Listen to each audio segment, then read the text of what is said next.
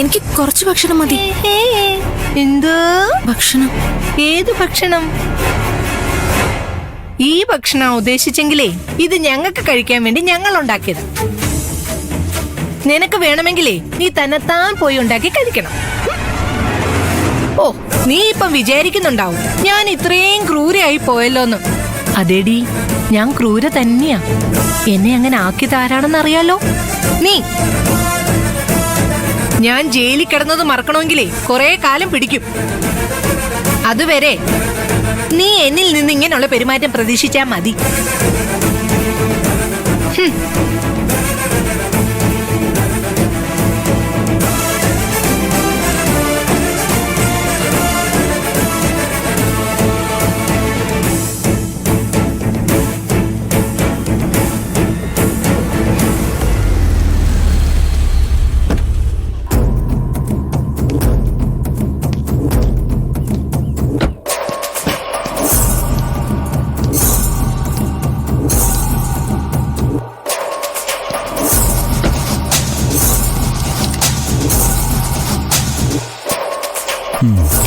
നമ്മളെ കയറ്റിവിടൂ.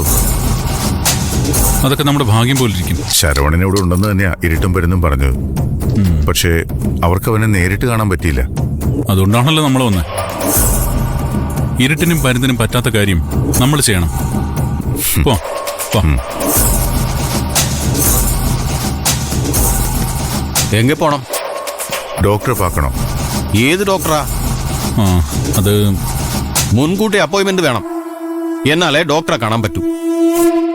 അണ്ണേ, സത്യത്തിൽ ഞങ്ങൾ ഡോക്ടറെ കാണാനൊന്നും വന്നതല്ല.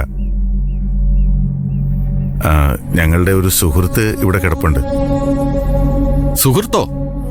പേരെന്നാ? ശരവണൻ. എന്താ, അറിയോ ശരവണനെ? ശരവണൻ എന്ന പേരിൽ ഇവിടെ ആരുമില്ല. അങ്ങനെ പറയല്ലേ ചേട്ടാ. ശരവണൻ എന്നൊരാൾ ഇവിടെ ഉണ്ടെന്ന് ഞങ്ങൾക്ക് നന്നായിട്ട് അറിയാം. ശരത്തെന്നൊരാളാ ശരവണനെ ഇവിടെ കൊണ്ടുവന്നത്. ചേട്ടൻ വിചാരിച്ചാ ഞങ്ങൾക്ക് അയാളെ കയറി കാണാൻ പറ്റും.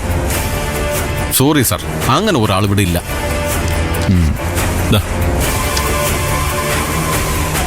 ഇനിയൊന്ന് ഓർത്ത് നോക്കി. അപ്പൊ ഓർമ്മ വരും ശരവണനെ. കാശിനാ വാങ്ങും. കാശ് മഹാലക്ഷ്മിയാ. പക്ഷേ ശരവണനെ കുറിച്ച് എനിക്കൊന്നും അറിയില്ല. കാരണം ശരവണൻ ഇവിടെ ഇല്ല. ആരോ പറഞ്ഞു പഠിപ്പിച്ച പോലെയാണല്ലോ താൻ സംസാരിക്കുന്നത്. ഞങ്ങൾക്കറിയാം ശരവണൻ ഇവിടെ ഉണ്ടെന്ന്. പക്ഷേ താൻ കാണിച്ചു തരാൻ തയ്യാറല്ല. കാരണം പ്രഷർ, സമ്മർദ്ദം. ഇപ്പൊ തൽക്കാലം ഞങ്ങൾ പോവാ. പക്ഷെ ഇനിയും വരും. ശരവണനെ കണ്ടിട്ടേ പിന്നെ തിരിച്ചു പോകൂ. ഞങ്ങൾക്കറിയാം തന്റെ പിന്നിൽ ആരാണെന്ന്. ശരവണനെങ്ങാണ് ഇതിനകത്തുണ്ടെങ്കിൽ താനടക്കം അകത്താ. കാണിച്ചേനെ. വാ.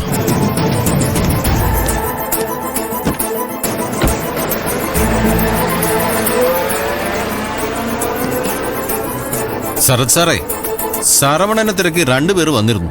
കാണണമെന്ന് വാശി പിടിച്ചു. ഞാൻ സമ്മതിച്ചില്ല. ഭീഷണിപ്പെടുത്തിയിട്ടാ പോയത്. ആ ശരി സാർ.